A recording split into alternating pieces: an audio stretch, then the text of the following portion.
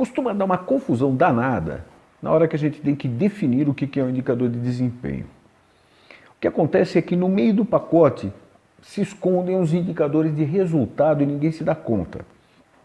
David Parmenter, autor do livro chamado Key Performance Indicator, Developing, Implementing and Using Winning KPIs, que não tem tradução em português, ele dá um exemplo bem legal para que a gente possa distinguir entre o que é um indicador de desempenho e o que é um indicador de resultado. E para isso ele usa o velocímetro de um automóvel. Então o que ele diz para a gente? Que quando você lê o velocímetro de um automóvel, você está enxergando ali a velocidade com que o carro está se deslocando naquele exato momento. E o que acontece no carro? Você tem uma determinada marcha e uma determinada rotação do motor naquele instante, que é o resultado da sua pressão no acelerador. Quando você enxerga, então, uma determinada velocidade, aquilo está medindo o resultado dessa função entre marcha utilizada e rotação do motor e mais algumas variáveis que não entram no caso aqui, não vamos complicar. E o que nós temos? Desempenho? Nenhum. Resultado apenas.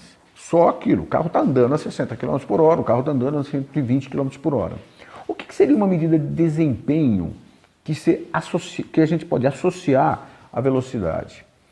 Aí, se você tem um carro que tem computador de bordo, você vai encontrar uma medida lá, aí sim um indicador de desempenho dizendo o consumo do seu carro, tantos quilômetros por litro.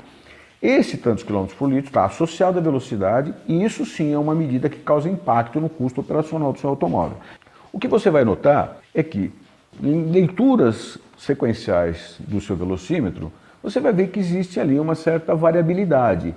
Você não consegue manter uma velocidade constante. Do mesmo modo, nos seus processos, também essa variabilidade vai acontecer.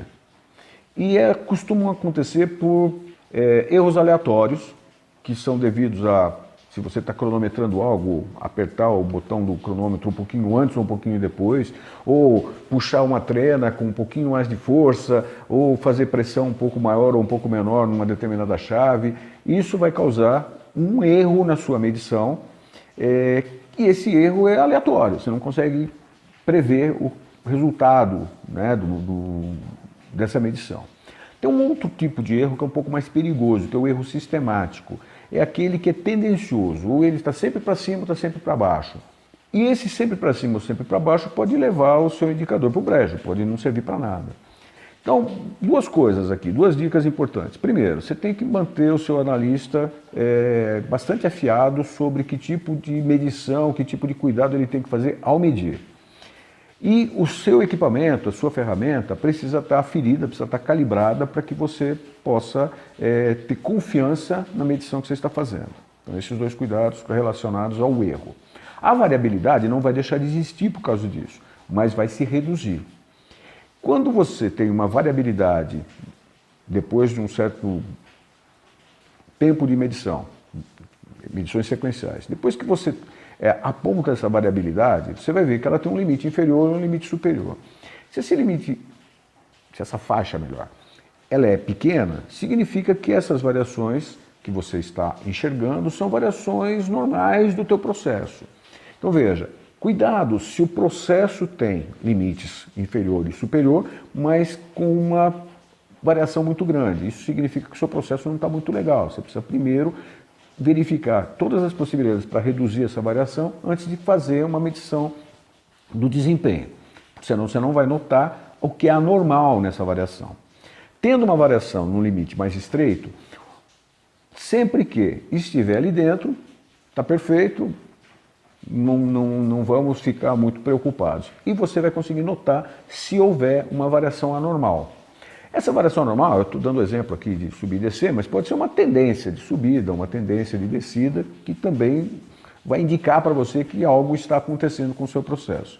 Uma analogia bacana para você perceber do que eu estou falando é, digamos, uma pessoa saudável fazendo um eletrocardiograma. Tem lá um padrão de variação, e de repente esse cara leva um susto. O que vai acontecer com esse padrão de variação? Vai dar um salto. Por quê? O cara tomou um susto, porque essa foi uma situação anormal. Nos processos é a mesma coisa. Vão existir variações que são normais e de repente uma tendência ou uma variação anormal para você cuidar dela. O Parmenter faz também uma distinção interessante entre o que são os indicadores críticos de desempenho daqueles que são apenas importantes.